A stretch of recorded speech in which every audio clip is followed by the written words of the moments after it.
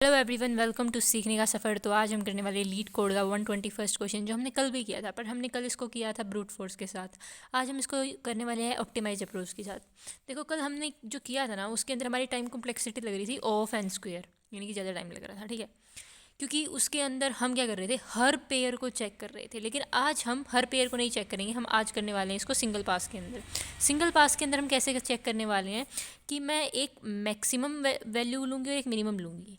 मैं minimum value को जब भी मिनिमम मिलेगी उसको अपडेट करती रहूँगी। ठीक है, और मैक्सिमम वैल्यू क्या होगी मेरी, जो मेरा मैक्सिमम प्रॉफिट जो हो सकता है वो क्या होगा, जो मेरी मिनिमम वैल्यू थी उसको करंट वैल्यू से माइनस करेंगे तो, और जो हमारी लास्ट मैक्सिमम वैल्यू रही है, उन दोनों में से जो मैक्सिमम है वो हमारा मैक्सिमम आएगा प्रॉफिट। अब देखो, हम इसको कोड लिखते हैं और फिर इसको ड्राई रन करूँगी, फिर अच्छे से समझ में आएगा। सबसे पहले हमने लिया इंट मिनिमम, इसको हम क्या लेंगे, integer dot maximum underscore value. इससे जो एक्सट्रीम एंड पे जो मैक्सिमम वैल्यू होती है ना मिनिमम इंट की, वो आ जाएगी कि भाई इससे तो बड़ा कुछ हो ही नहीं सकता। इंट के इंटीजर के अंदर मैक्स प्रॉफिट मैंने ले लिया 0, लेट कर लिया पहले की स्टार्टिंग में। फिर हम फॉर लूप लगाएंगे, इसमें सिंगल फॉर लूप लगेगा। इंट प्राइस किस पे लगेगा, प्राइजेस के एरे पे, क्योंकि हमारा जो एरे है वो प्राइजेस से गिवन है। ठीक है, क्वेश्चन समझने के लिए आप पहले इससे पीछे वाली वीडियो को देखना।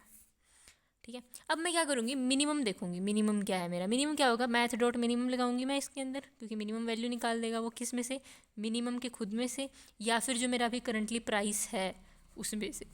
ठीक है, और मैक्सिमम वैल्यू क्या होगी मेरी, मैक्सिमम प्रॉफिट, यानी कि मैथ डॉट मैक्सिमम ऑफ किस में से मैक्सिमम होगा, या तो मैक्सिमम प्रॉफिट होगा, वो खुद मैक्सिमम हो सकता है, मतलब बड़ा हो सकता है, या फिर हम क्या करेंगे, जो हमारा अभी करंट प्राइस है उसमें से मिनिमम को माइनस कर देंगे।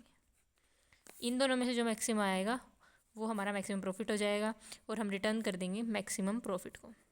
अब मैं इसको ड्राई रन करूँगी तो हमें और अच्छे से क्लैरिटी मिलेगी इस चीज़ की। हम एग्जांपल लेते हैं फर्स्ट वाला, 71536 4। ठीक है, सबसे पहले मैंने ले लिया मिनिमम को, कोई बहुत बड़ा सा नंबर। ठीक है, इंटीजर का मैक्सिमम नंबर, और मैक्सिमम को ले लिया मैंने 0। फिर मैं गई इंट प्राइस के अंदर, सबसे पहले के ऊपर 7 के ऊपर मैंने चेक किया क्या जो मतलब मिनिमम है, अभी मिनिमम क्या है हमारा, जो सबसे मैक्सिमम नंबर है, और साथ में मैं प्राइस अभी क्या है मेरा 7, उस मैक्सिमम नंबर और 7 में से कौन छोटा हुआ, 7 छोटा हुआ ना, तो हमारा 7 मिनिमम अपडेट हो जाएगा। और मैक्सिमम प्रॉफिट की बात करूँ मैं, तो इसमें क्या आएगा ज़्यादा, अभी हमारा मैक्सिमम 0 है, या तो 0 कोमा क्या हो सकता है, प्राइस माइनस मिनिमम। प्राइस अभी क्या है हमारा 7, और 7 माइनस मिनिमम क्या है हमारा 7, तो 0, तो क्या रहा, ये तो 0 ही रहा। तो अभी ये दोनों काम हो चुके। फिर मेरा फॉर लूप नेक्स्ट प्राइस पे जाएगा, नेक्स्ट प्राइस है मेरा 1। अब मिनिमम में चेक करेगा कि पहले मिनिमम था 7, अब आया है नया प्राइस 1, तो 7 और 1 में से कौन छोटा है, 1 छोटा है, तो यहाँ पे 1 आ जाएगा, 7 गया भाड़ में। ठीक है, तो मिनिमम क्या आया हमारा 1 आया।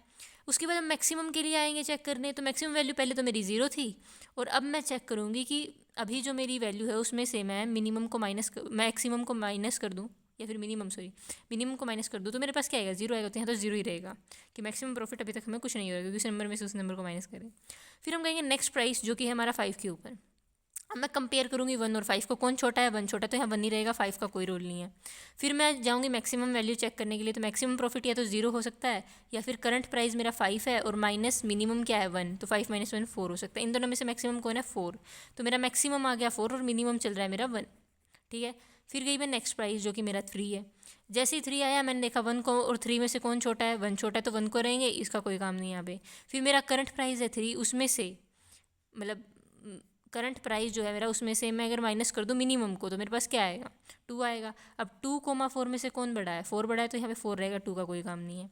फिर मैं गई 6 के पास, मैंने देखा ये मिनिमम तो है नहीं, क्योंकि 1 छोटा है। ठीक है, मैक्सिमम के लिए चेक करते हैं, तो 6 माइनस 1 5 आया। अब 5 और 4 में से कौन बड़ा है, 5 बड़ा है।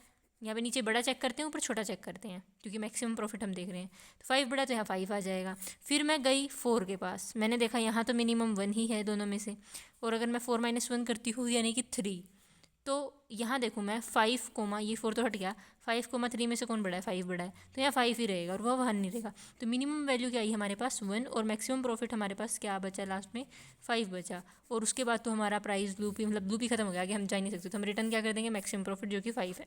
अब तुम क्वेश्चन के वे में समझो तो देखो, सबसे सस्ता हम स्टॉक कब खरीद सकते हैं, जब 1 रुपये का सबसे सस्ता इस पूरे में, और सबसे महंगा हम बेच सकते हैं 6 रुपये में, और उसमें से माइनस कर दो तो 5 रुपये का प्रॉफिट आएगा, और वही आया हमें, हमें यही बताना था। आई होप आपको वीडियो अच्छी लगी होगी, अगर अच्छी लगी तो लाइक कर देना, चैनल को सब्सक्राइब कर देना, और कमेंट्स में ज़रूर बताना। मिलते हैं नेक्स्ट वीडियो के अंदर, तब तक के लिए टाटा बाय बाय।